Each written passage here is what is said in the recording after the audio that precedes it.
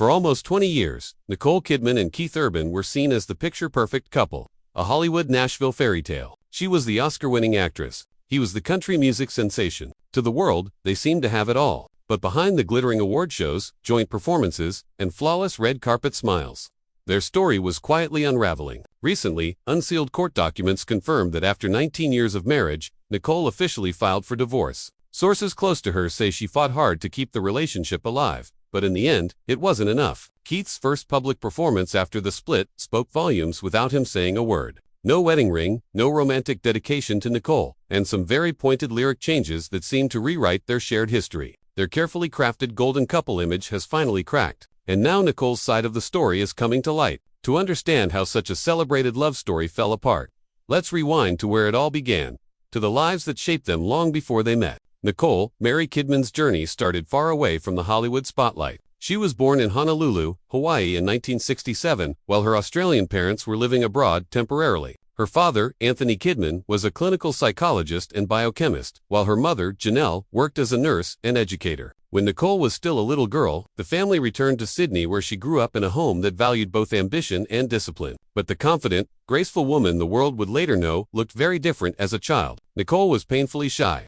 Speaking up in class made her blush so intensely that teachers worried about her self-esteem. Yet behind that timid exterior was a vivid imagination. She found escape through performance. First ballet, then drama classes, and finally youth theater. It was on those small stages that she discovered a way to express all the emotions she couldn't put into words. By her teenage years, Nicole's talent was unmistakable. At the time, Australia's film industry was thriving, and she seized every opportunity. She started landing roles in TV movies and eventually made her mark in the 1983 cult thriller BMX Bandits. Her striking looks and height made her stand out on screen, but it was her emotional depth that convinced directors she was destined for more. By the late 1980s, Hollywood came calling, and it was during this rise that Nicole met Tom Cruise, her first great love and her first heartbreak. The two married in 1990, becoming one of the most photographed couples in Hollywood. For Nicole, that marriage brought status, but also immense pain. Tom's involvement in Scientology cast a long and complicated shadow over their relationship. When their marriage ended in 2001, she didn't just lose a husband. She lost primary custody of their two adopted children, Isabella and Connor. Friends later revealed how devastating this was for her. Nicole reportedly felt as if motherhood itself had been stripped away, forced to the sidelines of her children's lives. For a woman who had always dreamed of a close-knit family, this was a trauma that left deep scars.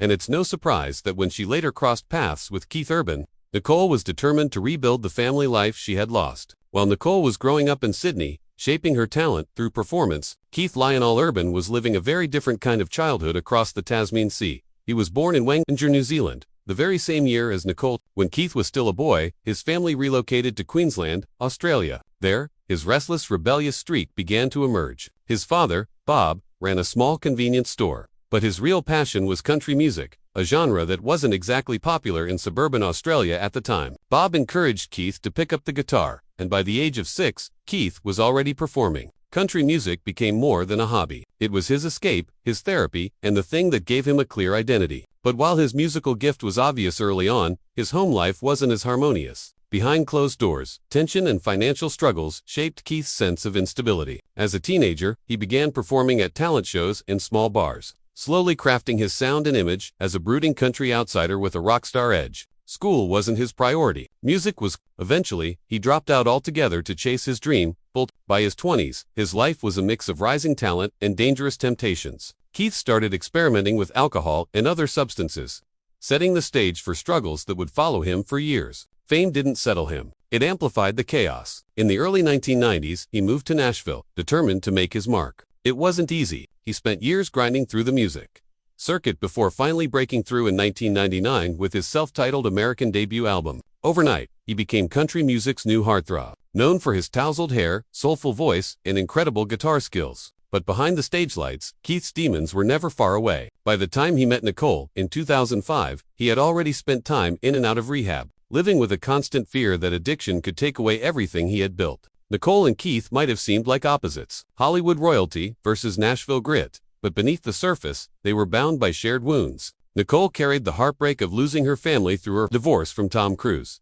Keith carried the volatility of a man who had tasted both obscurity and fame, but never fully tamed his self-destructive urges. When their paths crossed, both were standing at pivotal moments. Nicole had re-emerged from her divorce stronger than ever, winning an Academy Award for The Hours and solidifying her reputation as one of the greatest actresses of her generation. But emotionally, she was still raw, craving the stability she'd been denied. Keith was rising fast in the competitive world of American country music, but the relentless touring, the temptations, and the pressure to maintain a flawless image were wearing him down. He needed someone who could ground him, someone to believe in beyond the stage lights. Looking back, the foreshadowing is clear. Nicole's longing for control and security was bound to collide with Keith's restless, addictive personality. She hoped to rebuild the family she'd lost. He hoped to find redemption through her steady love. But beneath that promise was a potential storm. Her previous marriage to Tom Cruise had shown her the brutal power of the public spotlight. With Keith, she saw something different, vulnerability, and that stirred her protective instincts. For him, Nicole was both a muse and a mirror. Her discipline and success highlighted his instability,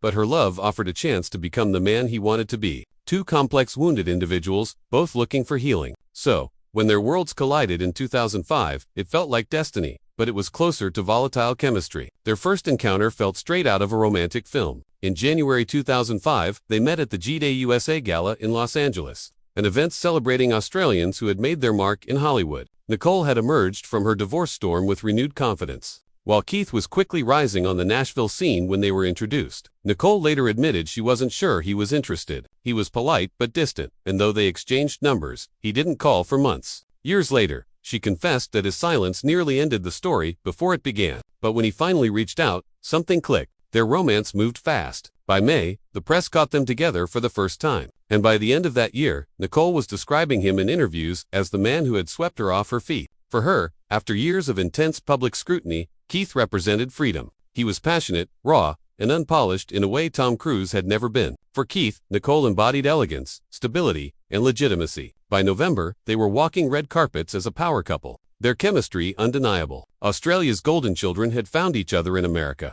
In June 2006, just over a year after their first meeting, Nicole and Keith married in a breathtaking ceremony at the Cardinal Soretti Memorial Chapel in Sydney's Manly Peninsula. She wore a Balenciaga gown with a flowing veil, while he looked like a romantic troubadour with his trademark long hair. The guest list sparkled with celebrities from Hollywood and Nashville alike, but the heart of the event was intimate and emotional. Nicole walked into the church by candlelight, fighting back tears. Keith serenaded her at the reception. To fans, it was the ultimate redemption story. Two people with difficult pasts finally finding their fairy tale ending. But, as we all know, real life doesn't always follow the script of a love story.